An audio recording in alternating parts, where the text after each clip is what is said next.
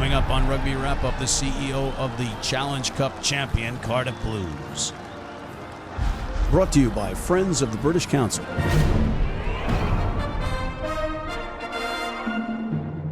Everybody, welcome back to Rugby Wrap Up. Matt McCarthy at the Fantasy Sports Network, Studio 34 in New York City with another AFIA Sports Training Group session chat. And this time we have the CEO of the champions of the Challenge Cup, the Cardiff Blues, Mr. Richard Holland. Is that not you, sir? Is that accurate? That's completely correct, Matt. I'm Richard Holland, more commonly known as Dickie Holland, so feel free to call me Dickie Holland, yes, CEO Cardiff Blues. And you are Dickie Clogs on Twitter. Yeah, I know. You can work the latter bit out for yourself. Some clever IT bloke came up with that many years ago. Yeah, but people remember that. Exactly right. So Dickie's fine. Great. And, sir, you are the CEO of the Challenge Cup champion Cardiff Blues.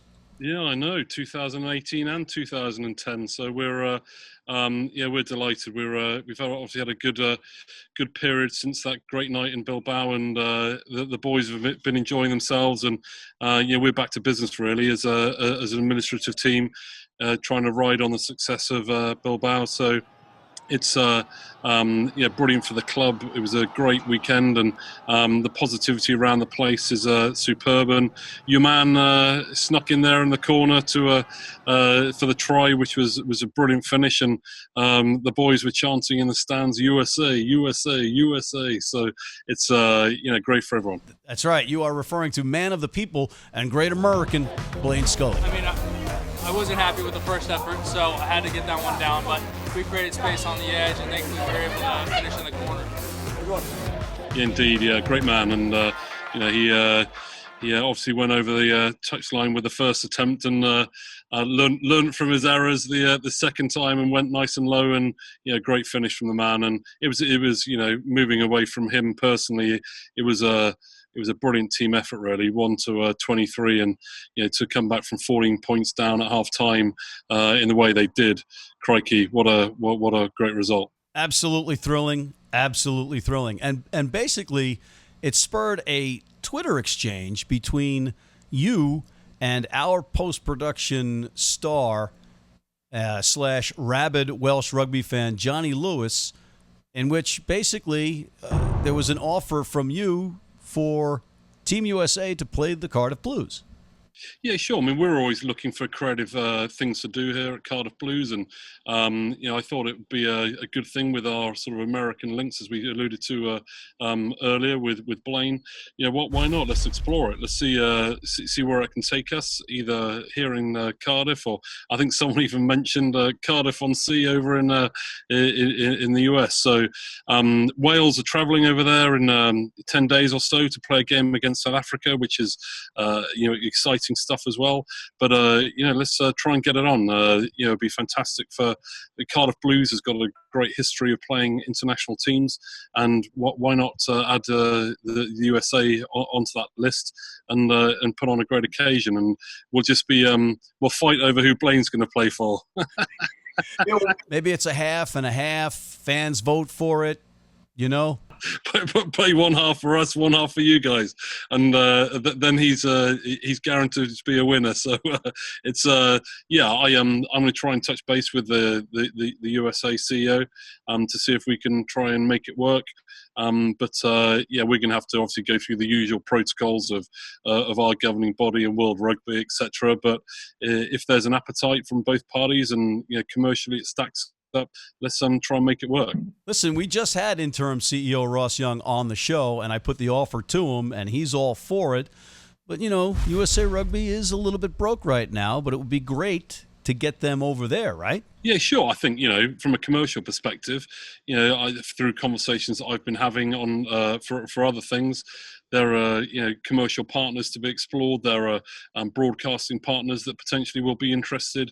So, financially and commercially, I'm sure we could, we could bring people to the party to try and make it happen.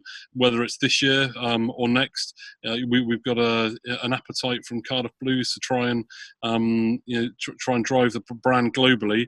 And what better way by doing a fixture like this, and we be a bit of fun as well, and with a serious match on the pitch and a lot of fun off it, I'm sure. It would be pretty cool, and it would be groundbreaking in that Rugby Wrap Up was right in the middle of it. Well, correct, and you'll be our guest of honors. That would be fantastic, and it would certainly be an honor.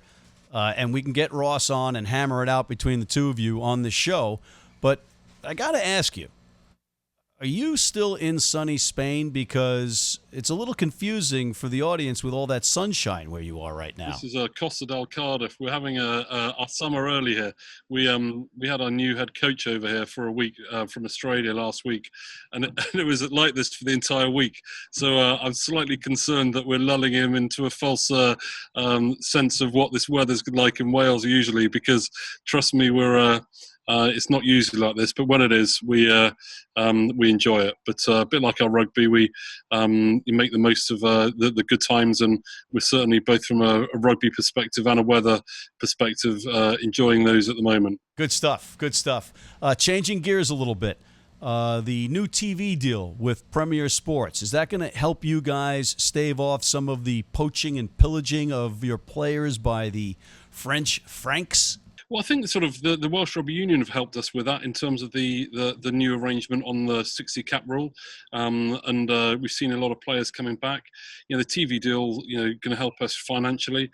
It's a new era for Pro14. So we congratulate Martin and I and his team at Pro14 for brokering that deal. As we all know, we've got to strive for in that market for improvement and to get more financials into the game, and they've achieved that, and we're looking forward to building that new relationship and seeing where it may take us. Speaking of spreading the Cardiff brand, you have a new Australian head coach. Yep, John Mulvihill joins us. He was here for a week last week, just getting to know a few of the guys. I think he had 41 meetings across 5 days, and he starts for real in mid-June. So he's got a tough act to follow in the previous regime, but is excited about the future and inheriting a squad that's in pretty good nick. Could that be a potential pipeline for Australian players coming in? Well, who knows? We're obviously restricted on the non-Welsh qualified quota. He's got guys he's identified. We want to strengthen our front five particularly, and put a bit more strength and depth. And I'm sure he'll be looking to that market for potential guys to come in and enjoy some time here in Cardiff. Is there any change coming in the number of non-Welsh players you guys can have on your squad? I don't think so. I mean, at the moment we're restricted on our numbers, and we want to concentrate on developing the Welsh boys, and that's in tune with the Welsh Rugby Union, and we're doing a pretty good job of it at the moment. So you saw that from the team out in Bilbao. Some young talent who all credit to our academy and coaching department. It's that's where we see the future, and that's certainly where we're going to be putting the resource and concentrating is developing Welsh guys and watching them come through. So with this new success, you're now in the Champions Cup. You guys going to win that next year? Oh, listen, we'll give it a good crack, but I think in year one will be a tough ask. We've got going to have a tough pool just because of the seeding. So we're going to, our 3-year plan is to do just that. So we're going to give it our best shot on. I think on our day we can beat anyone. So let's see where we go. I like that. I like that brazen attitude. All right. So when are you going to bring that Challenge Cup over here for us to sip a few adult beverages out of?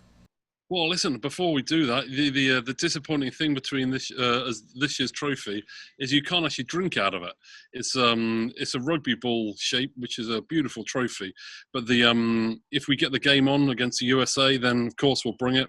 But otherwise we'll stick it in Blaine's suitcase and he can come and show you guys. But it's if we're coming out, and the Welsh are out in 10 days playing South Africa. But obviously we've got a lot of stuff to do with it over here at the moment through our communities and through the clubs. So it's a busy piece of equipment at the moment getting around the region.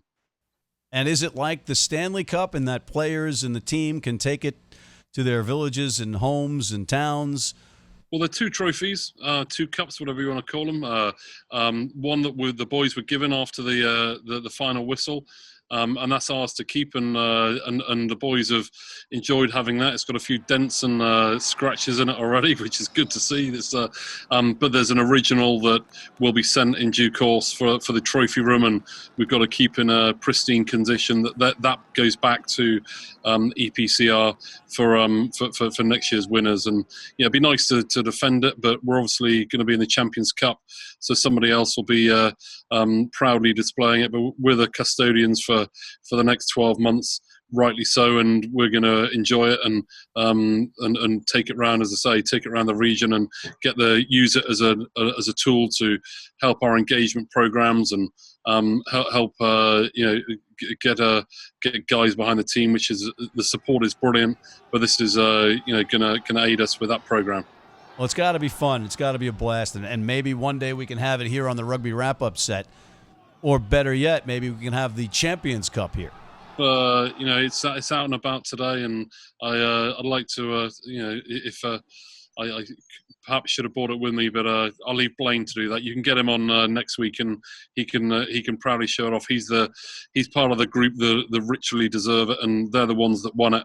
I'm a CEO, and make things tick for the company. But those guys were incredible for the 23, and it's their trophy. And it'd be nice for Blaine to maybe come on and show you the fruits of his and the team's labours. Have you guys reached out to Major League Rugby, the MLR, about a potential relationship or doing something? Yeah, listen, I know there's been sort of varying discussions in there in terms of guys and the Pro14 potentially looking at coming in, getting involved with the US League. But I think I'm going to leave that question to maybe the Pro14 bosses. It can only be a good thing for the game to be developed in the US. That's such a massive market, and if we can get rugby union up there, it's really exciting, isn't it? And certainly, if we can play our part at Cardiff Blues, then we're here to help. I'm going to have to shoot off. I'm burning the sausages on the barbecue. So, no, in all seriousness, it's good to talk to you, Matt. And let's hope we can progress the discussions with the guys at USA Rugby and have you guys as our guests, whether it's in the US or over here in Cardiff, for what would be a brilliant fixture. Ladies and gentlemen, Mr. Richard Holland, the CEO of the Challenge Cup champion Cardiff Blues, a team that's been around since 1876. Say hi to everyone and hopefully see you guys soon. Thank you, sir. Thank you. And on that note, and on behalf of Mr. Richard Dickie Clogs Holland, I'm Matt McCarthy at the Fantasy Sports Network Studio 34 with another AFIA Sports Training Group chat for Rugby Wrap Up.